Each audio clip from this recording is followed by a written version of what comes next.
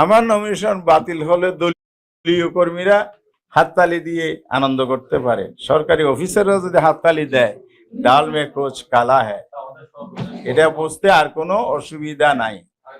এখানে তো ওরা দলীয় কর্মীর ভূমিকা রাখলে তাহলে আলটিমেটলি নির্বাচন কি হবে, এটা তো পরিষ্কার।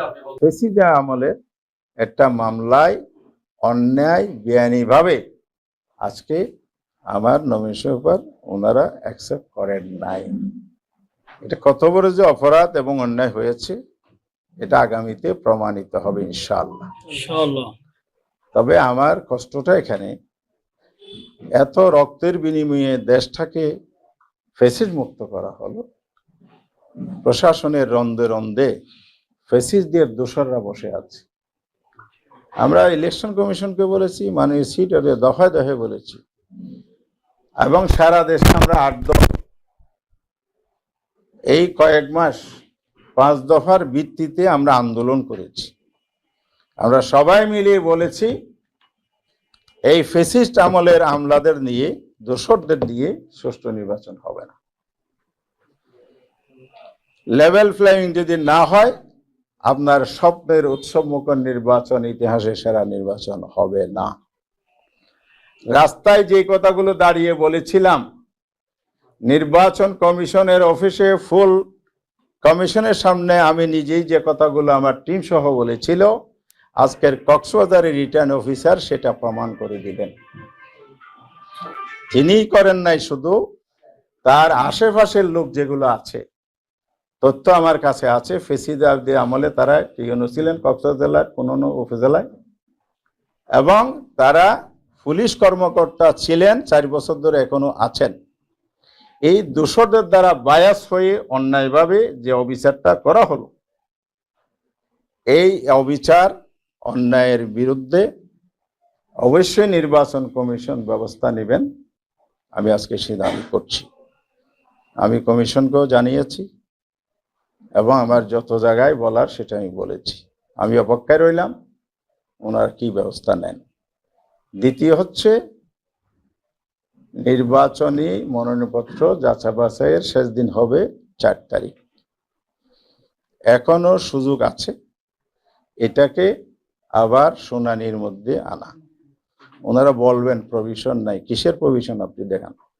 ফেসিবাদের আমলের মামলা নিয়ে আপনি তামাশা করবেন আর আমার উপর আইন দেখাবেন, এই আইনকে আমরা জনগণের পক্ষ থেকে আমরা মেনে নিতে পারি না।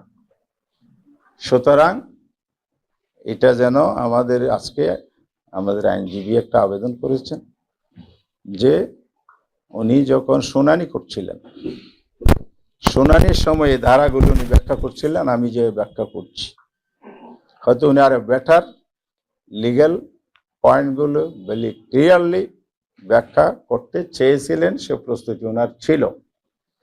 ওনার শুনানিকালে দফায় দফায় ওনাকে বাধাগ্রস্ত করা হয়েছে, এগুলো শুনবো না, এগুলো দরকার নাই, ওটা আনেন সেটা আনেন।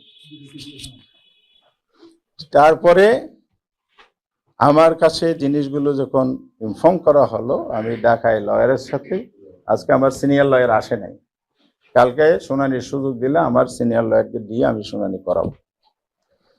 বলছে আপনার সব কিছু ভ্যালিড, শুধু ট্রাইব্যুনাল কি কোন ধারায় আপনাকে আদেশ দিয়েছিল, রায় দিয়েছিল, আদেশের অর্ডার কপিটা দেন। অর্ডার কপিটা ওনারা ঠিকভাবে পড়লেন না, আমার আইনজীবীকে আর্গুমেন্ট করতেও দিলেন না। যারা এই পর্যায়ে দেশ চালানোর দায়িত্ব থাকে একটা ডিস্ট্রিক্ট লেভেলে, তারা হতে পারে তারা আইনে প্র্যাকটিস করেন না, গ্যাপ থাকতে পারে, এই জন্য তো আমরা আইনজীবী নিয়োগ করেছি।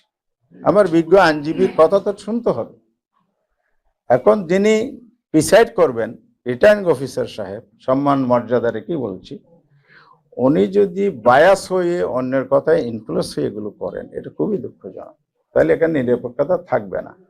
একটু মেরুদণ্ড শক্ত করেন, গার্ডস নিয়ে দায়িত্ব পালন করেন, দেশ বাঁচবে, জাতীয় বাঁচবে। যদি আইনানুগভাবে হয়ে থাকে আমি মেনে নেব, অন্যায় ইনজাস্টিস হয়েছে কিনা এটা অবশ্যই পুনর্বিবেচনা আপনারা করবেন।